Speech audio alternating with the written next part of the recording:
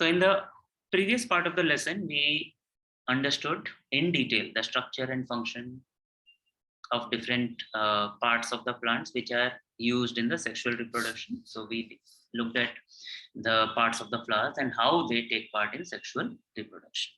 Remember all the main important information. They can be asked as 1 mark question, 2 marks question, 3 marks question, and even 5 marks question with diagrams. Diagrams are important.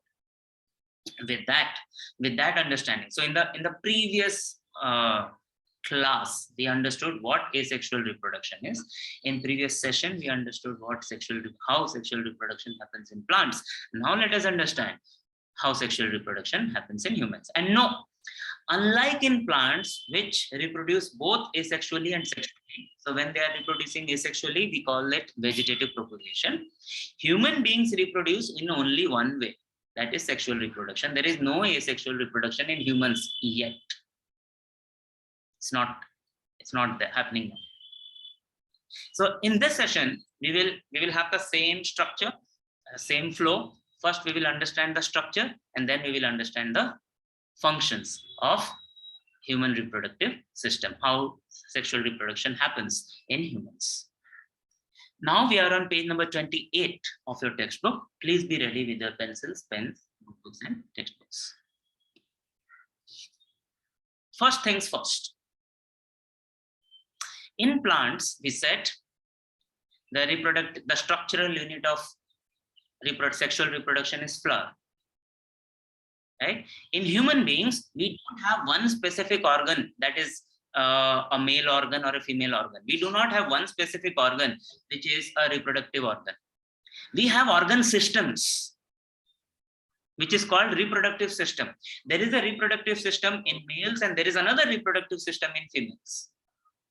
And because this is a system, it is a combination of various organs and other things. Okay. So male reproductive system is there in males of humans and female reproductive system exists in females of humans.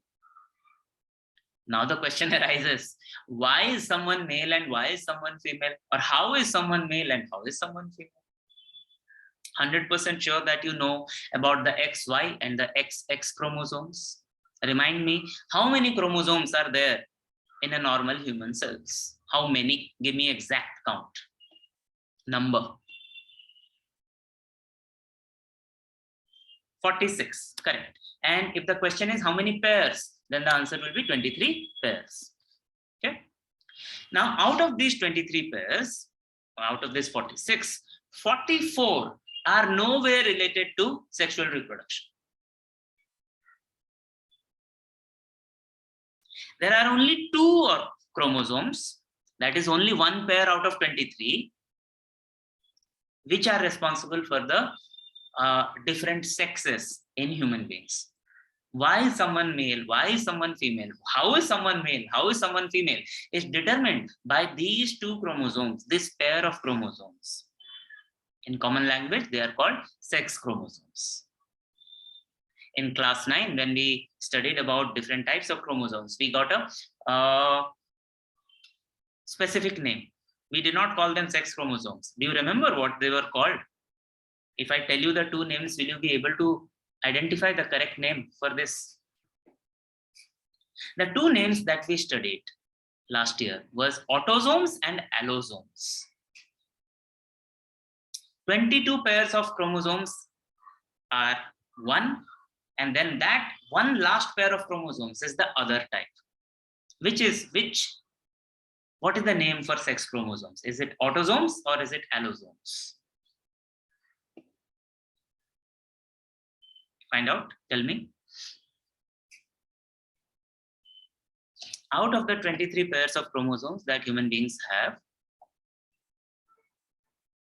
22 are autosomes and 21 pair is allosome, and that is also in common language. They are also called as sex chromosomes. They are denoted by the alphabets X and Y because one of those 2 chromosomes has chromatids which are joined almost at the center, so they look like X. But the other one, either it can look like X or it can look like a Y. When the allosomes that are present in a cell are X and Y looking, then that cell will grow into, that zygote will grow into a male.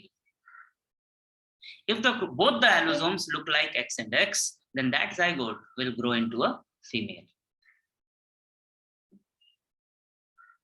These allosomes are responsible for making us male or female. These chromosomes are responsible for the development of our reproductive systems. Now, we looked at the structure of the flower.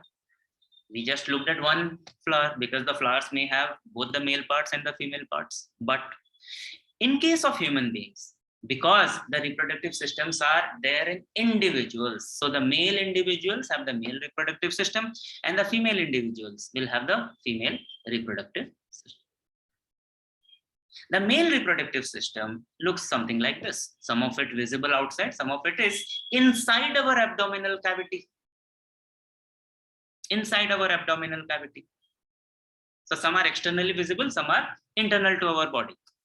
Where is this information given in the textbook? Which page?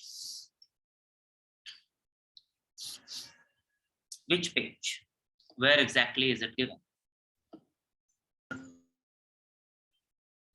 Page number 28. Yes, bottom of the page. Page number 28, bottom of the page.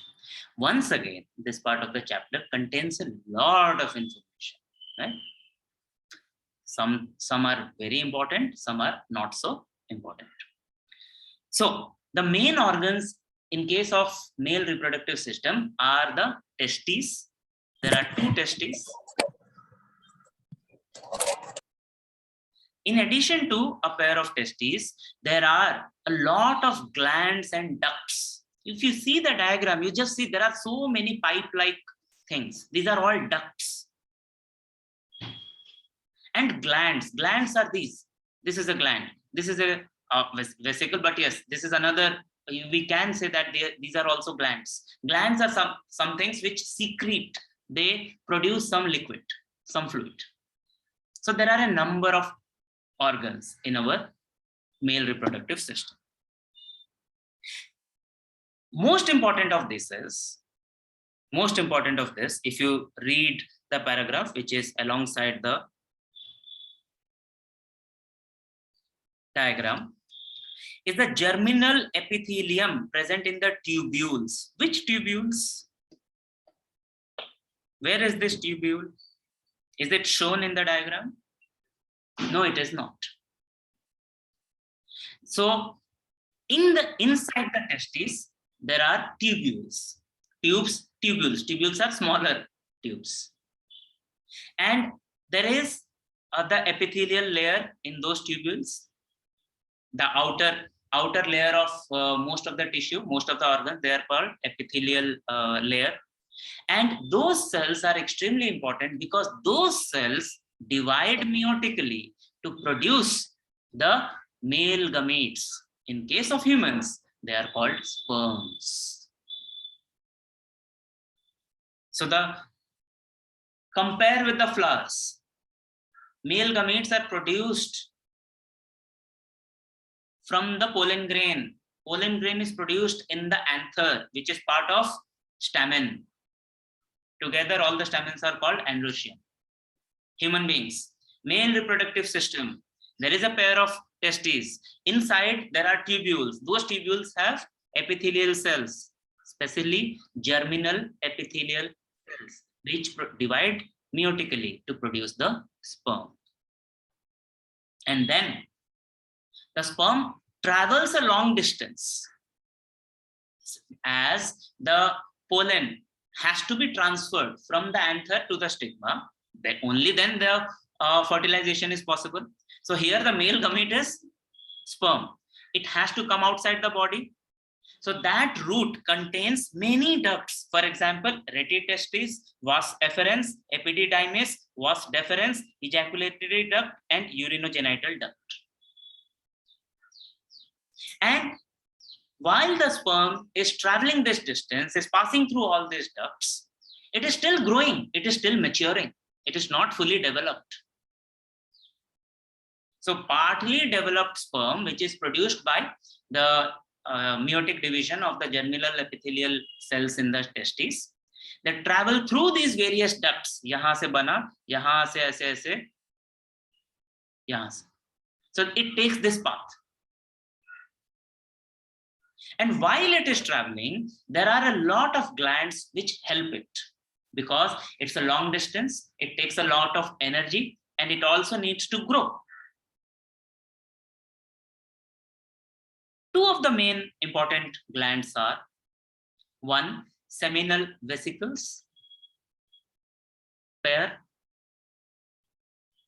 and the other one is the prostate gland or the Cowper's gland. Not and or, not or and. There is a prostate gland here, and there is Cowper's gland. These are the three main things: seminal vesicles, prostate gland, and Cowper's gland. Men or boys, remember, many men suffer from prostate cancer, and that cancer is the cancer of this part of the body. What are they doing? They mainly help the sperm in two different ways. They help it swim through. So they provide the fluid, lubrication, and also they provide the energy that is required by the sperm to swim through. Right? And all these secretions together, the secretions of the seminal vesicles, prostate gland, Cowper gland, and the sperm together, it is called semen. S-E-M-E-N. It is called semen. So semen is necessary for the life, for that sperm to be alive, which is a cell, which is a haploid cell produced inside the male reproductive system, to be alive. For it to successfully reach the ovum and fertilize it, it still needs to be alive. That function is done by the secretions of seminal vesicles, prostate gland, and Cowper's gland. Okay? So there are ducts and there are glands. Some interesting facts are given on page number 29. Right? If you look at page number 29, top of the page, it says length of each epididymis, this epididymis, is 6 meters. 6 meters, 1 meter itna lamba ho jata hai. 3 feet is almost equal to 1 meter. 6 meters. Length of sperm is about 60 micrometers. Imagine the amount of distance the sperm has to cover. The sperm has to cover around 6.5 meters. And the energy is present not in the form of glucose, but in the form of fructose in the semen. Fructose is another carbohydrate. Do you remember carbohydrate? We studied in the previous chapter, Life Processes Part 1, when we studied respiration. Right? Ducts, glands, but the main organ, testes. So inside the testes, the epithelial, germinal epithelium of the tubules, the cells of these, the cells of the germinal epithelium of the testes, they divide meiotically to produce sperms. The sperm pass through the rete testis, vas efferens, epididymis, vas deferens, ejaculatory duct, and urinogenital duct. Through this journey, they are helped by the secretions of the seminal vesicles, prostate gland, and Cowper's gland. This is the basic mechanics of male reproductive system. Now, interesting fact that most of the organs here in the male reproductive system are present in the form of pairs, except the urinogenital tract. When we say urinogenital, urino relates to urine, relates to excretion. You have studied kidney, the bladder, the urethra, when you studied excretory system last year. In human beings, in male, funny that the system that is used for excretion is also the system that is used to for reproduction in the males, because in both the cases we need to move certain things out of our body. In case of the excretory system, we need to remove the urine out of the body. In case of the reproductive system, we need to move the sperms out of our body. So together, there is a place where they combine, they become common, and then it is called the urinogenital tract. Right? So this is coming from a kidney, this is coming from another kidney, this is the urinary bladder, but then there it's a common duct. So our urinogenital duct is single. The prostate gland, is it single or where is our? Yes, the prostate gland is single, and our penis and scrotum, they are also single. Male reproductive system. Now, when we say female reproductive system, what part of the flower should come to our mind? I gave you two names for that, and I gave you a collective name for that. Do you remember? One starts with a C, one starts with a P, and another starts with a G.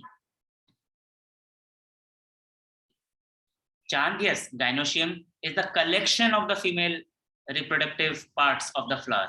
The individual parts are called carpels. Yes, Anushka, correct, carpel. What is the name of the carpel starting with a P? I told you it's not there in the textbook. We should know. Very good, Chand. It's called a pistil. Pistil. Okay? So, have that thing in mind when we are studying this. The female reproductive system looks much simpler, is much simpler, or it appears to be simpler, but is more complex actually by its function, also by its structure. The main parts are shown in this diagram. So from the inside, we have two ovaries, one on each side, left and right. So in this diagram, this ovary is not shown in detail, but the ovary on the right hand side is shown. Then we have this is a funnel-like structure. Funnel means जिससे हम तेल भरते हैं ना टंकी में, conical. That is. Then it leads to a duct which is called the oviduct. And the oviduct, from two sides, they combine to form something called as the uterus. We also know the uterus by another name, starting with a W, womb. This is where the human babies develop before they come out of the female body.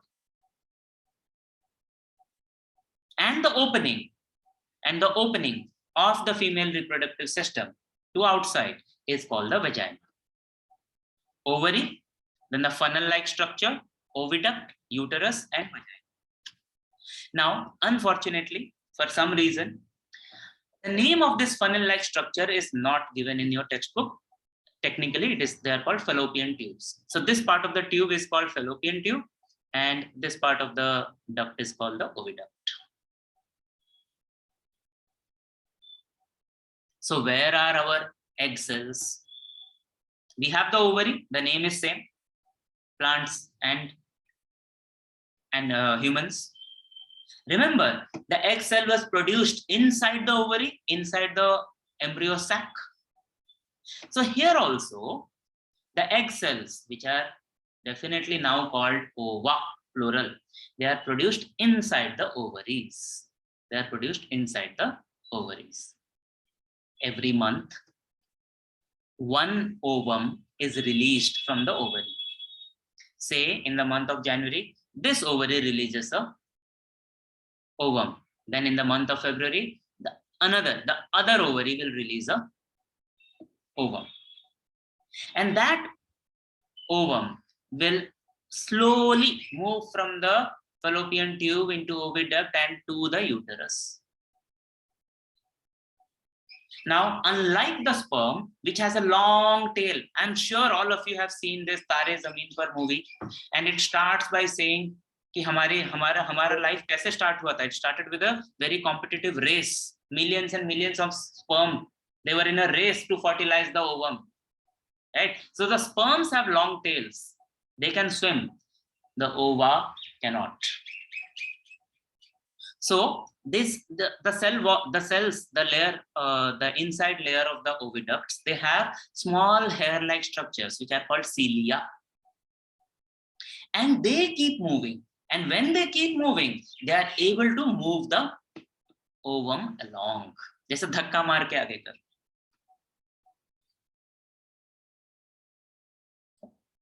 And this is the mechanics of the female reproductive system. There is a big difference, very, very big difference. In case of male, the sperms are produced by the reproductive system, male reproductive system, from certain age till death of the male. And that certain stage is called the age of sexual maturity. Before that, the sex organs, all the reproductive system is not fully mature. It is not fully ready. It does not produce the sperms. Can you look at the textbook and tell me what is that age when the men of human species start producing sperms? Can you find that answer?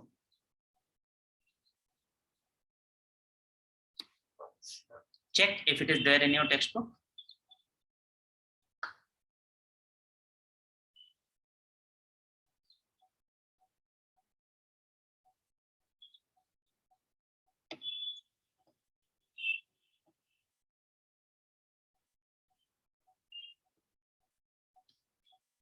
A technical name for that age is puberty, P-U-B-E-R-T-Y, puberty. And we know that we have reached that age when we see certain changes in our body. Are all boys born with beards and mustaches? No. The beards and mustaches grow only after a certain age. And that is a sign. That is a very physical, visible sign that yes, now the reproductive systems in the body of that particular person is mature. Similarly, in case of females, the breasts also develop. That is a physical, very visible change. There are other changes also. And these changes are happening. These changes happen because of the various hormones that are secreted. We will study about these hormones, how they are functioning later, not today. But to give you a heads up, all this is controlled by hormones. Now, there is a very interesting question on page number 28, question number 3. It says, why has the government of India enacted the law to fix the minimum age of marriage as 18 in girls and 21 in boys?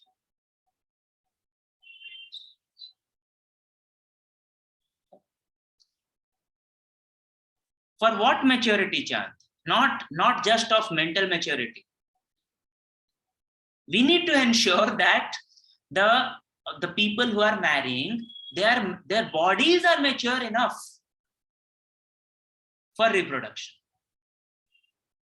Right? So this age, this sentence, this question gives us an idea when this should may be happening in human beings.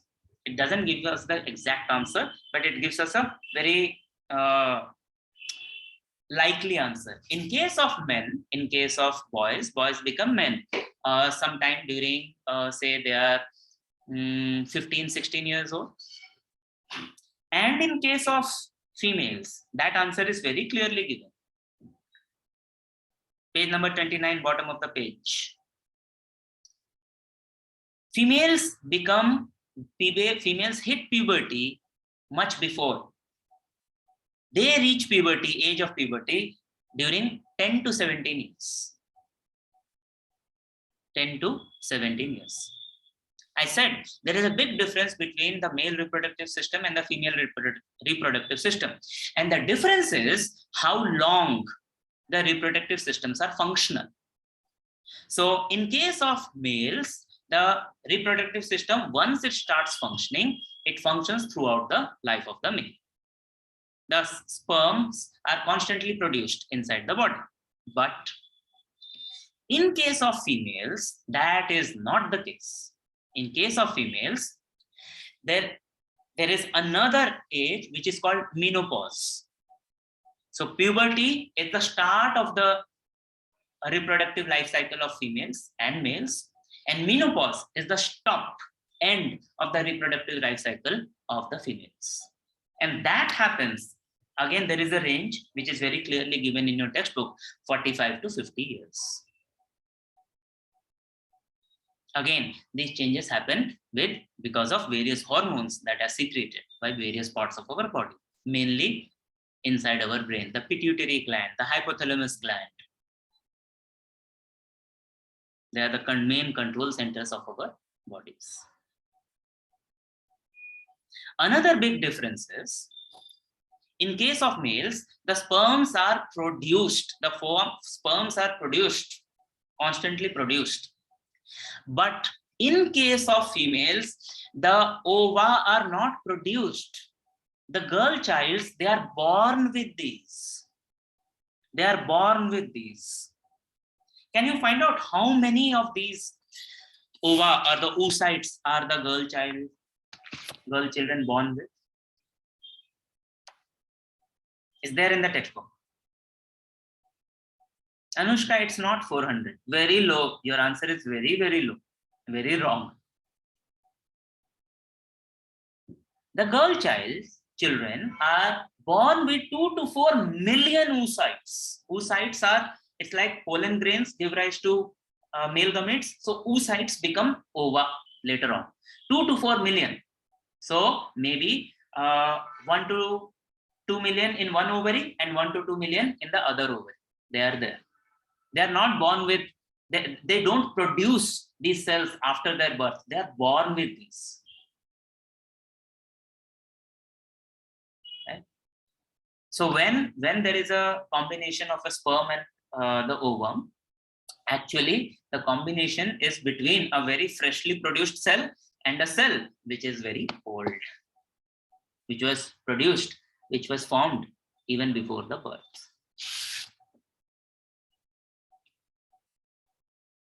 Now we know what the reproductive system looks like in human males and human females, but how does the reproduction work?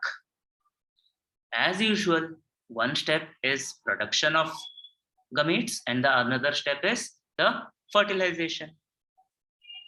We already know the sperms are produced in the testes from the germinal epithelial cells of the tubules in the testes.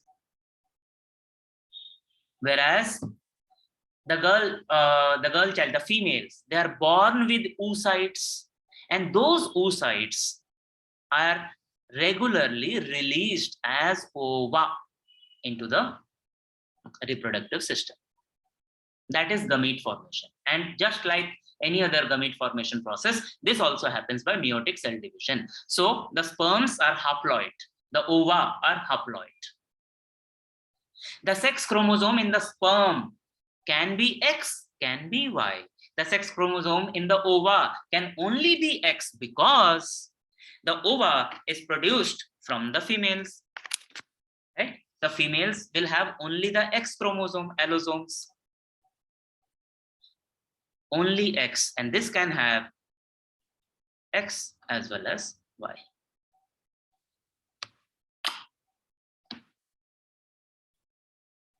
Gametes are produced. It is very comparable to production of the male gametes and the female gametes in flowers, plants. Now, there is a process in plants where the gametes, the pollen is transferred from the anther to the stigma. Now, then the male gamete and the female gamete, they fuse together, they join together, a process which is completely opposite of division, and a zygote is produced. Now, that process, again, here also is called fertilization, but the process is no longer called pollination. The process is called copulation. Copulation, in very simple terms, can be considered as coming together. Coming together. At a cell level, it is the coming together of the male gamete, sperm, and the female gamete, ovum. At a body level, it is the coming together of the male body and the human body.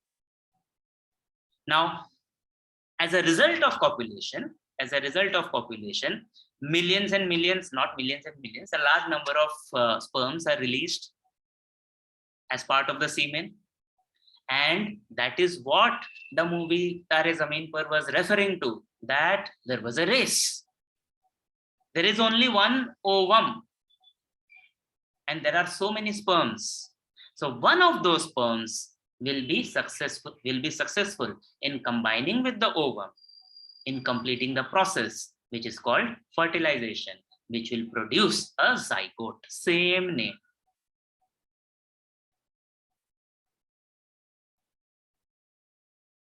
In human beings, there is only one fertilization, and that fertilization produces a zygote. That zygote divides mitotically to produce an embryo. That embryo then moves to the uterus. If it is not already in the uterus, it will move to the uterus and it will stick to the wall of the uterus. It gets implanted. And it further grows.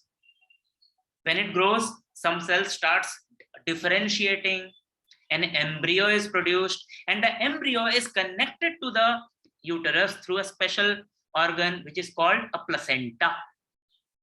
Placenta is that organ which is used to nourish, to give the nutrition to this growing embryo. In 36 weeks, which you know as 9 months, that embryo grows into a human baby, which comes out of the womb, which comes out of the uterus. Let us see the diagram which is given in the textbook. I would like to show you where it is given and what information we are talking about.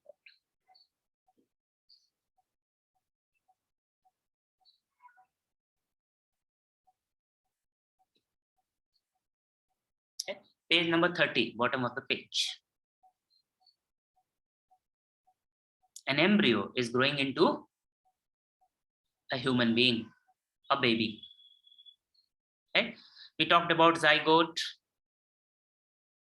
It goes to uterus, gets implanted, placenta. All this is happening in uterus, approximately within 9 months after the fertilization. This is the overall cycle. There are still a lot more details, but these are the main points. Remember, when we are growing a plant, when we are a farmer who is carrying out agriculture, nowadays the farmers are able to grow 4 or 5 crops in a year. But for the human baby to be in a position to exist outside independently, it takes around 9 months. More technically, we say 36 weeks.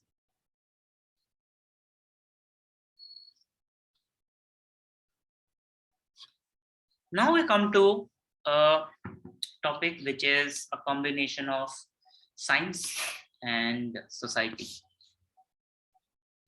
Boy or girl, when there is a fertilization, in case in a human, in a plant, all that is produced is a seed. And when the seed grows, it grows into a plant. We don't have anything called as a male plant or a female plant. We have male flowers and female flowers. We have unisexual flowers and bisexual flowers. But in case of humans, we do not have, we cannot just say that the zygote is growing into an individual. The individual can be a boy, the individual can be a girl, depending on which organs we have got.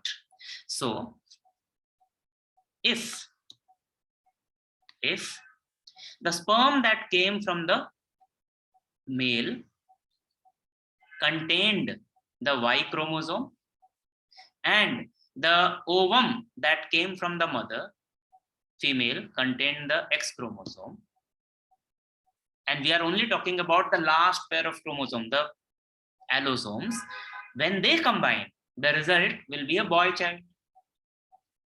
But if the chromosome, the allosome that came from the male is a X chromosome, because you remember in the male, we have both X and Y, and the chromosome that comes from the female? It can only be X, because females only have the X chromosome. When they combine, the result is a girl child. कहाँ से आया ये X and Y? Now imagine, not imagine, we already know that these sperms and ova, they are produced by meiosis. So in case of male, the cells, what will they have? They have 22 pairs of autosomes, and then they will have X, Y. I'm sorry, I'm not able to write properly. 1 second. XY, or yes, they will have XY. They will have XY, not or. Now, when meiosis happens, now each of the sperm that is produced from this germinal epithelial cell of the tubules of the testes, 22 will divide it into 11. I hope it makes sense. Divided by 2.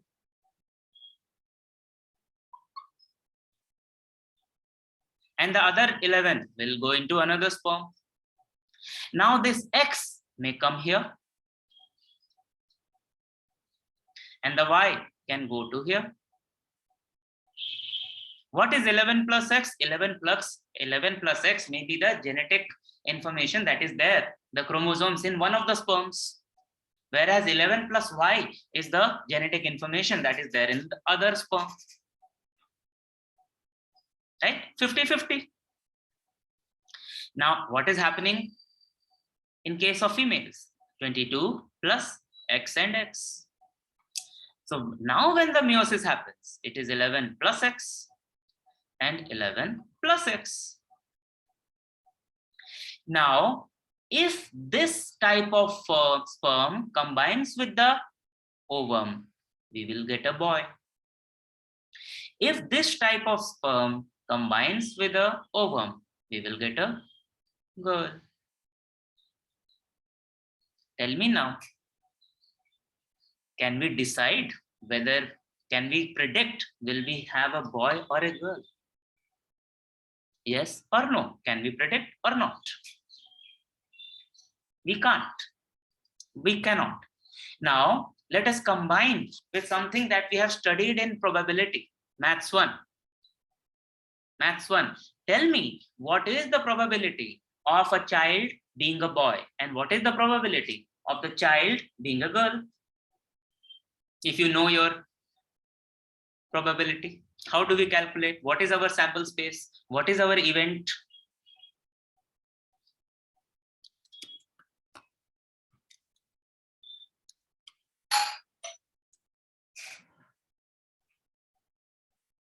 One second.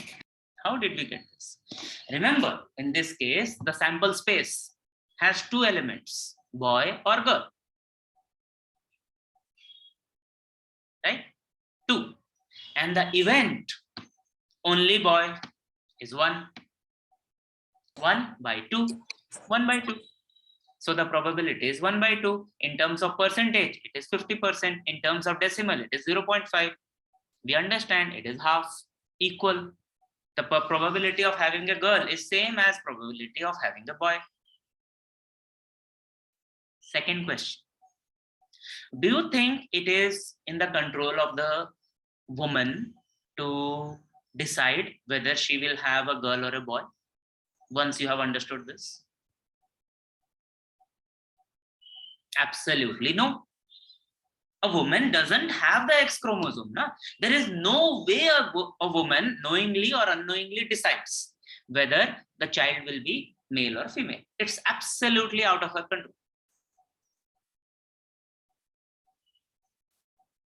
Next question. Then, does the man decide whether the child will be male or female? Is the man able to decide? Is the male able to decide whether the child will be male or female? Think and answer. It's not that easy a question.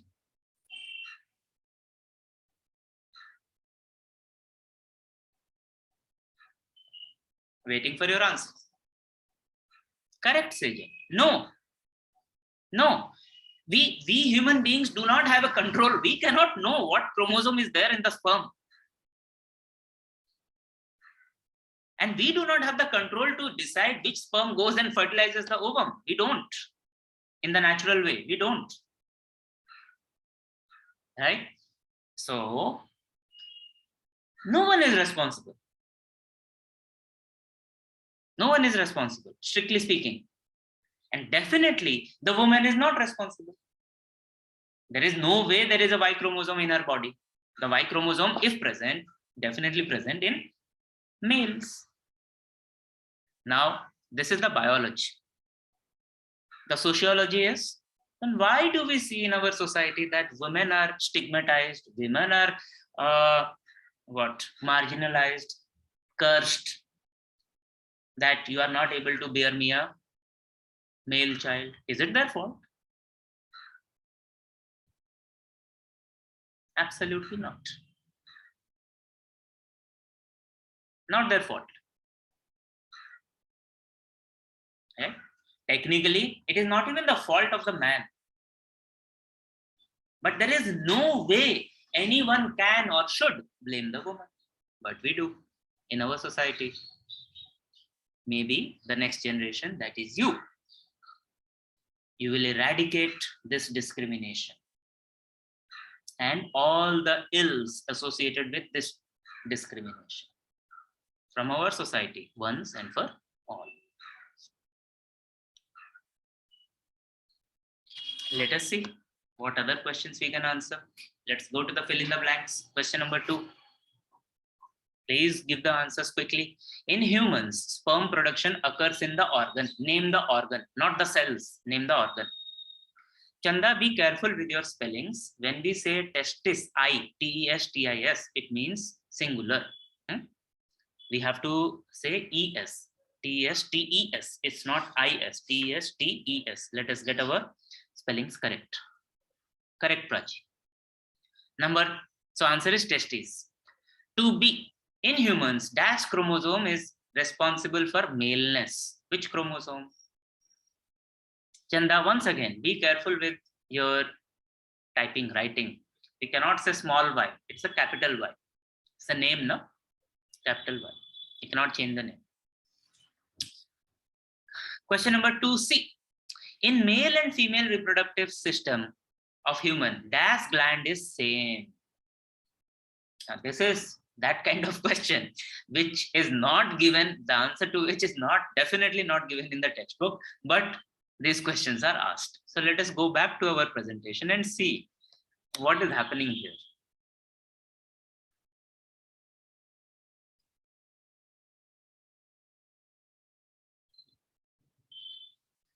So the glands that we have in case of male reproductive system are, we can say, seminal vesicles, the prostate gland, and the Cowper's gland, right? And the glands that we have in case of female reproductive system, if you read page number 29, where there is an example, there is a description of the female reproductive system. It says a pair of Bartholin's gland is also present, but they are not shown in the diagram. So now,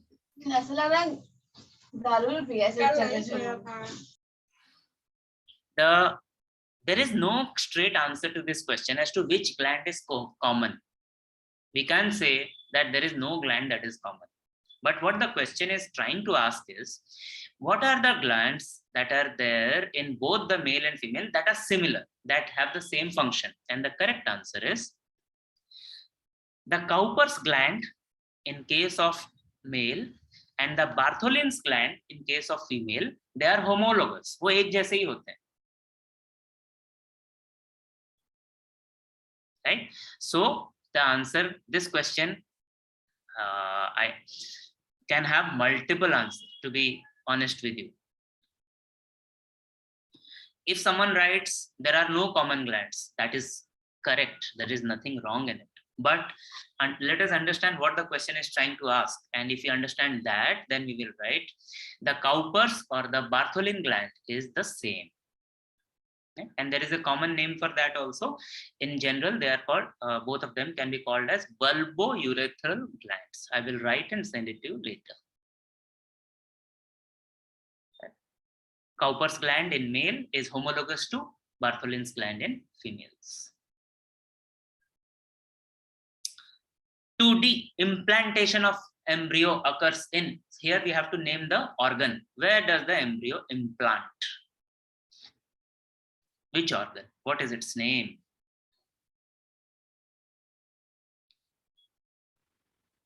Come on, you know this. Use the textbook. Uterus is correct. Uterus is correct. Good. So our fill in the blanks is complete now.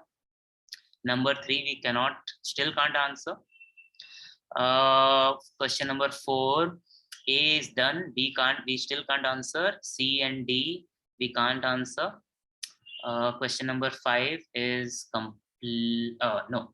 In case of sexual reproduction, newborn show similarities about characters. Explain the statement with suitable examples.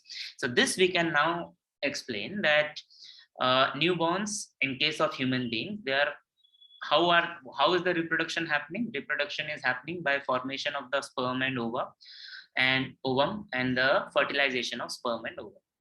Now the sperm is coming from the male, the ovum is coming from the female.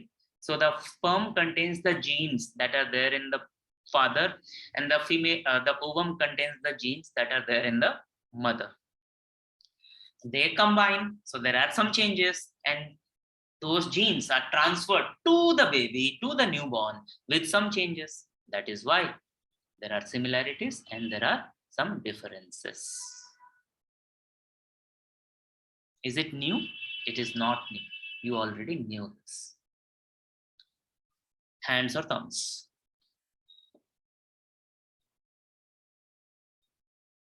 Okay, good. Number 6, sketch the label diagrams. Now, question number 6A, B, C, all 3 you can draw. The male reproductive system, the female reproductive system, and the flower. Very unlikely that exam will ask you, in the exam, the question will ask you to draw these diagrams, but let us be careful. Let us be prepared. If the textbook talks about drawing a diagram, if there is a question in the textbook which is about drawing a diagram, let us assume that it can be asked in the exam. Number 7, give the names. Hormones we haven't studied yet. Types of twins we haven't studied yet. Sexual diseases, this question is wrong. There is nothing called as sexual diseases. They are sexually transmitted diseases. We haven't studied yet. Then number 8, we can answer. Gender of child is determined by the male partner of couple. Explain with reasons whether this statement is true or false. Okay. Now we know it depends on the females only produce ova which have X chromosome. Males can produce sperms both with X and Y chromosomes. Right? Although it is determined by the type of sperm, the male does not have any control as to what the child will be. Remember that. And we haven't studied details for question number 10 yet. 11 we already covered in the morning. Let us go back to the main question, the fundamental question. This question number 1 is the basic question of this chapter. The difference between asexual and sexual reproduction. Tell me, what can we write as under point number 1 for sexual reproduction? Point number 1 in asexual reproduction says occurs with the help of somatic cells. Stem cells are missing, but yes, somatic cells is given. What should be the answer? What is the one word or one phrase that has to be there in point number 1 under sexual reproduction? Very good, Prachi. We need to mention germ cells. We need to mention germ cells. Very good. Number 2. Now the statement is given on the sexual reproduction side. Male and female parents are necessary for sexual reproduction. How will you differentiate? What will you say? Very easy to answer this question.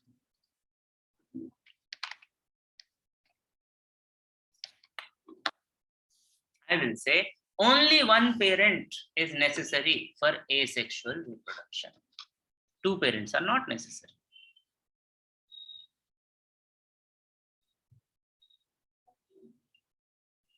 Number 3, asexual reproduction information is given. This reproduction occurs with the help of mitosis only. Yes, Chanda, correct. One parent is necessary, not one parents, one parent, singular.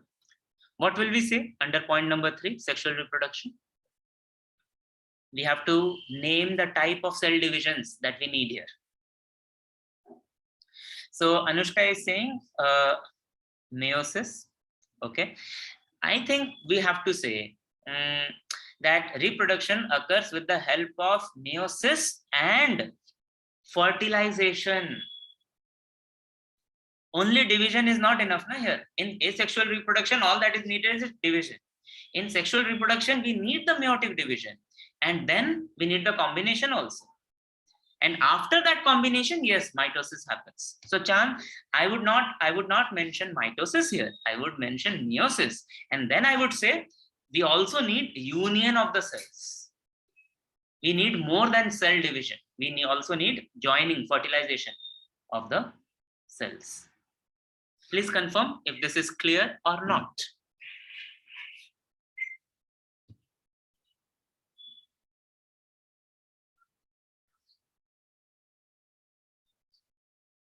Okay. Number 4, where the information is given on sexual reproduction side. New individual formed by this method is genetically different from parents. What should come on point number 4?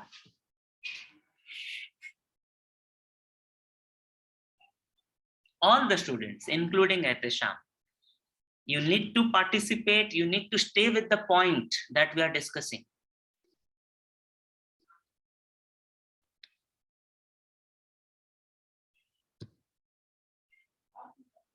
The new individual formed is genetically exactly same, not just similar, it's exactly same to the parent.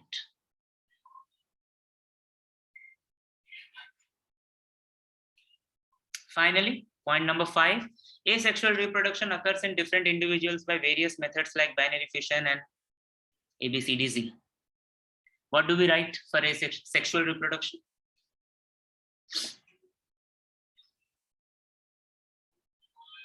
I would say that in case of sexual reproduction, there are 2 major steps. One is formation of gametes, and the second one is when the gametes join together to form the zygote. This is how I will answer. We will stop here. You will complete all these questions. You will answer all these questions related to sexual reproduction in plants and humans as part of your homework. Complete it by tomorrow night so that we are ready to study the day after.